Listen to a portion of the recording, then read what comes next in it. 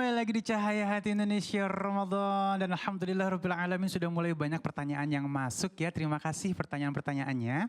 Dan ada beberapa pertanyaan yang kita sudah pilihkan. Dan insya Allah pertanyaan ini mewakili dari pemirsa di rumah. Para guru, para ustadz mohon izin. Ini ada beberapa pertanyaan. Yang insya Allah pertanyaan pertama ini untuk Ustadz Azhari dulu. Ali bacain Ustadz ya. Bismillahirrahmanirrahim. Ini dari Alyayo ya, Alyayo 07 gitu ya. Setiap bulan Ramadan itu banyak tugas dari sekolah yang membuat laporan ibadah katanya ya. Jadi ada laporan-laporan ibadah yang kita kasih ke sekolahan. Emang dibolehkan dalam Islam? Soalnya kan kalau kita melakukan ibadah jangan dikasih tahu siapa-siapa katanya. Jadi saya takut nih ibadah saya nggak diterima katanya. Silakan. Ya, bismillahirrahmanirrahim. Para narasumber yang kami hormati, Allahumma salli ala sayyidina Muhammad wa ala ali sayyidina Muhammad. Ini pertanyaannya menarik ini karena kita pasti ngalamin juga waktu sekolah ya pemirsa ya. Kalau motivasinya karena tarbiyah, karena pendidikan, si guru dalam rangka memotivasi siswa, muridnya, saya kira nggak ada masalah lah ya, nggak ada masalah. Ini kan memotivasi aja. Sama dulu waktu kita kecil-kecil tarawih, habis tarawih ngejar apa? Ngejar imam, tanda tangan imam. Ya habis itu ngapain lagi? Nyatet ayat surat berapa aja yang kita udah baca ya, udah berapa kali hatam. Nanti dikasih ke guru atau wali kelasnya, dikasih nilai. Nah, ini kan sebagai motivasi. Dan memang itulah cara yang paling cocok mendidik dalam usia itu. Nah kalau yang udah kayak kita begini, yang sudah lebih dewasa, ya misalnya kalau baca Quran, kita nggak pengen kiroah Quran kita itu al-ihtifaliyah, seremonial doang. Tapi bagaimana membaca Quran itu benar-benar ta'alluq, benar-benar tahakkuk, benar-benar memahami maknanya sampai kemudian takhalluk bi akhlakil Quran, berakhlak dengan akhlak Quran. Tapi kalau usia-usia seperti itu memang ibadah iya, tapi sambil asik-asikan juga nggak apa-apa. Itu soal metode aja Mas Ali. Soal metode aja, jadi nggak masalah. Insya Allah pahalanya masih dapat, ya asik beribadahnya juga masih dapat. Tinggal yang paling ditata jangan lupa adalah hatinya. Karena ikhlas beramal itu bukan soal report progresnya, buku laporannya bukan.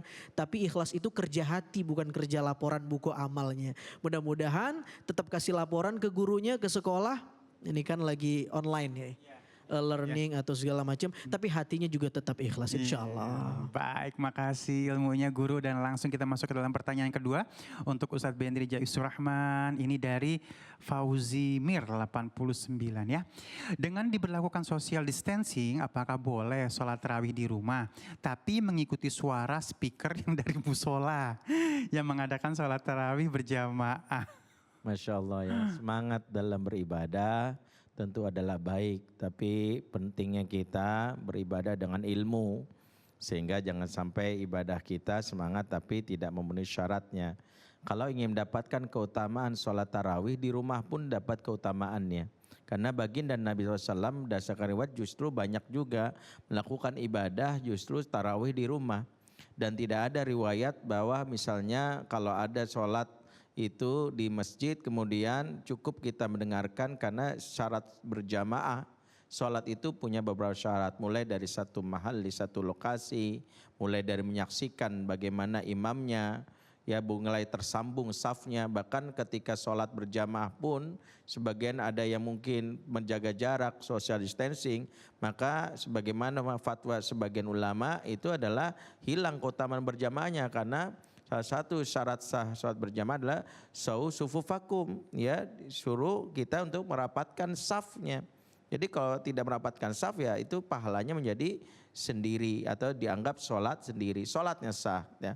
Jadi kalau kita di rumah ya cukup kita membangun berjamaah di rumah saja. Ada pasangan kita, misalnya ada yang namanya anak-anak kita, jadilah imam ya, yang mungkin sekarang saatnya kita memperbanyak ya untuk menjadi pemimpin dalam rumah tangga, bukan hanya pemimpin dalam urusan ya, dalam urusan mencari nafkah, tapi dalam urusan spiritualitas. Inilah pentingnya mungkin setelah ini para ayah untuk menambah kualitas bacaan Qur'annya dan hafalannya. Insya Allah ini adalah momentum terbaik ketika di rumah semakin mesra dengan keluarga dan dalam rangka justru mengingat Allah Subhanahu wa taala. Insya Allah. Baik, terima kasih jawabannya guru, dan kita lanjutkan pertanyaan ketiga untuk guru kita Syekh Fikri Thorik dari Ed Harun. Bagaimana cara Rasul berbuka puasa? Ya salam. Ya salam. Sallu ala Nabi Muhammad. Allahumma salli wa sallim wa barik alaihi wa ala alihi.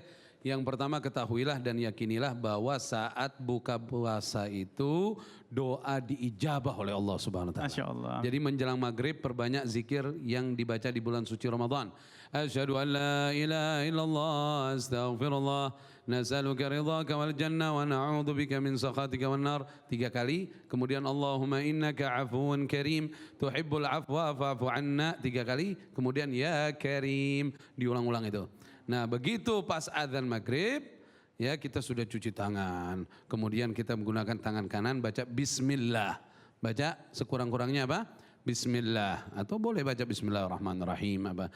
Nah, kemudian kita ambil kurma. Pertama kurma dulu. Jadi bukan air dulu. Untuk sunnahnya kurma dulu baru air. Bukan air dulu baru kurma. Kurma dulu baru air.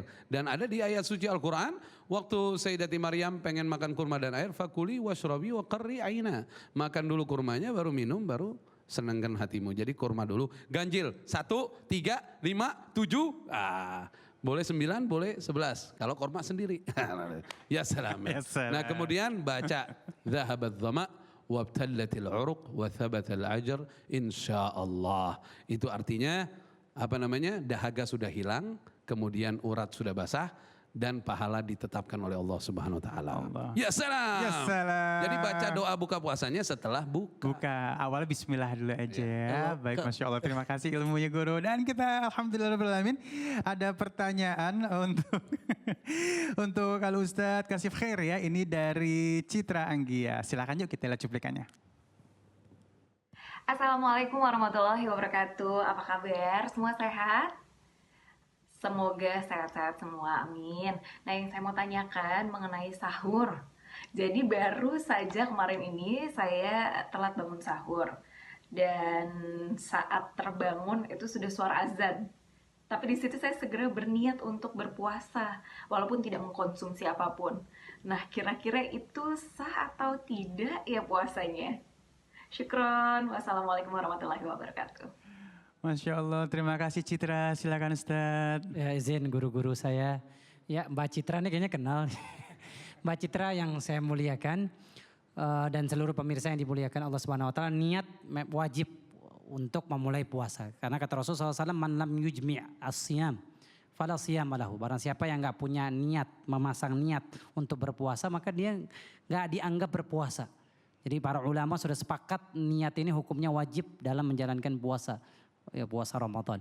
Tapi di sini para ulama ikhtilaf, apakah niat itu diucapkan setiap hari, dipasangnya tiap hari, atau dipasangnya sekali aja tapi untuk 1 bulan.